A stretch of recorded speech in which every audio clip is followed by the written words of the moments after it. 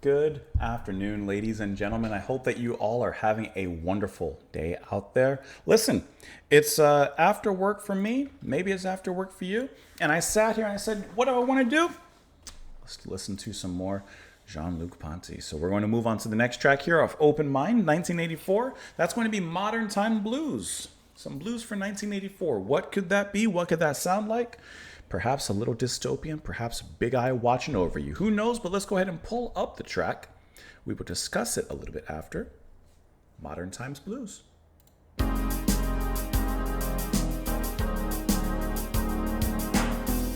love his sound. There's just a sound that Jean-Luc has, and I love it.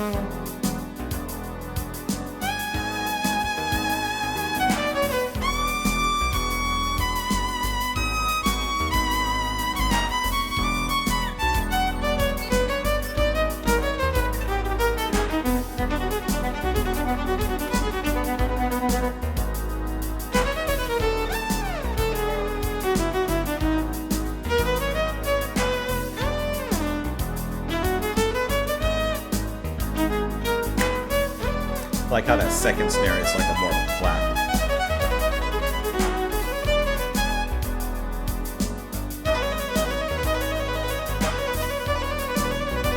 Shredding.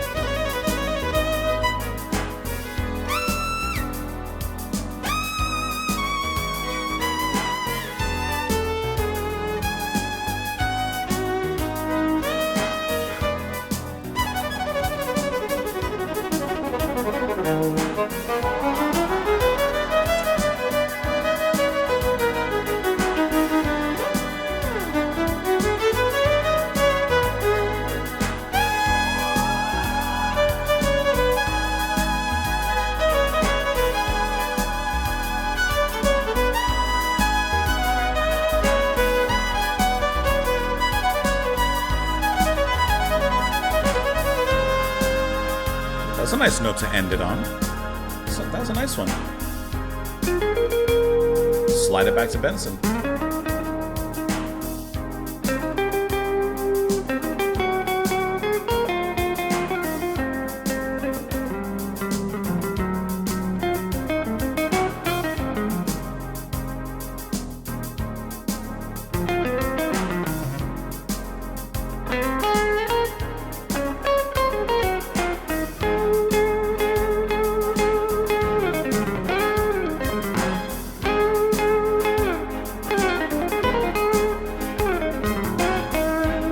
like this part.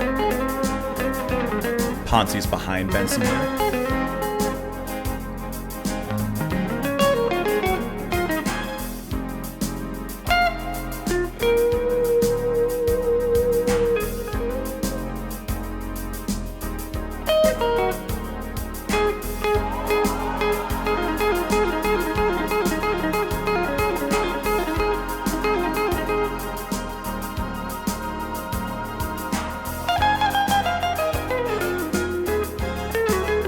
Now they're both having fun.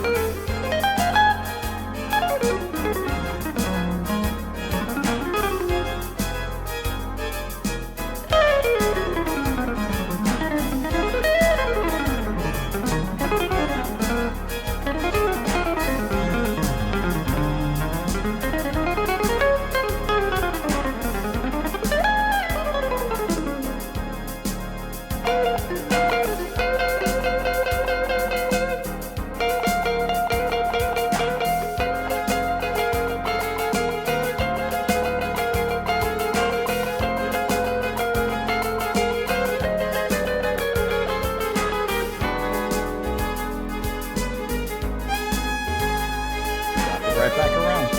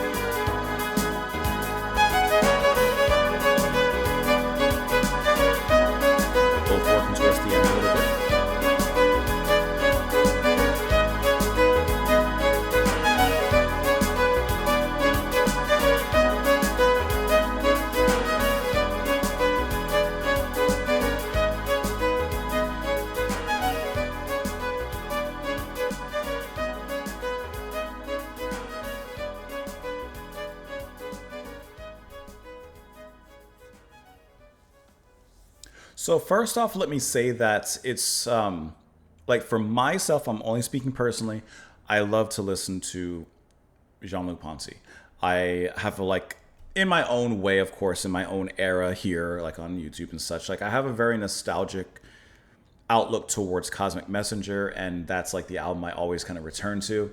And like at this point for me, he's like comfort food for me. Like I just enjoy sitting down and listening to his music. And this track is absolutely no different in that regard. It's really wonderfully played. It has one of my other favorite musicians on here, George Benson. Give Me the Night is one of my favorite albums of all time. If I had to make a list, it's probably on the top 10 or so, somewhere up there. And I just love their interaction here in this track. I think they play off each other wonderfully. And I especially like how, of course, they give each other times and space to solo and do their thing, which, of course, sounds great. But I also like the sections where they kind of come together. I wasn't exactly looking at the time, but I want to say it was around 4 minutes, 5 minutes, somewhere like that, where Benson is soloing, but then you have Jean kind of playing just underneath that, this kind of cool riff that he just adds in there, right? Instead of letting the verse right as it's been, he throws in a little bit of extra sauce in there. Yeah. Just when it's just, right? Like he's just tossing in a little paprika in there. And I think that that's really nice because it shows more of like a connection between the two musicians. I also have a theory about this track. I have a theory because when I'm looking at the personnel list on this particular track, which is track 4, there's no live drums. You know, Casey's not on here, Rayford's not on here. I do see that Ponty is credited with rhythm programming, so I feel like he probably programmed the drums in this particular track, which gives it a little bit more of a consistent sound, for better or worse. I have a theory. I don't know why there's no live drummer on this particular track, but I have a theory that, and I mean this in the most respectable way that I can deliver it. I feel like Ponty created this track almost purely as an invitation to have Benson on here. Like, I don't know how they came together, but I feel like Ponty really enjoys Benson's music or the way that he played guitar and said, hey, I need him on like one of my albums. I would love for him to play on some of my music. Here's something I've created. let's work this out. Like, I feel like there's just, because it's a little bit less dynamic than some of the other tracks. I feel like this one is very straightforward.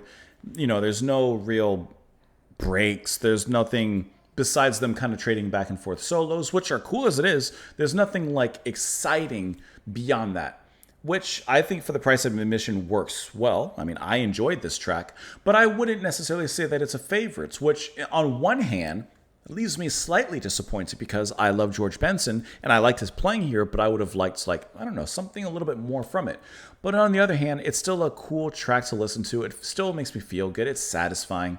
You know, it's probably me kind of nitpicking a little bit if I'm being a little bit honest. You know, I'm probably kind of chipping it out a little bit harder than I needed to. But I would have liked some live drums, maybe the fills and such, and the way the drummer would work around them would kind of add a little bit more to it. Maybe that's what I'm missing, a little bit more behind them rather than really just the programming and these two playing over it.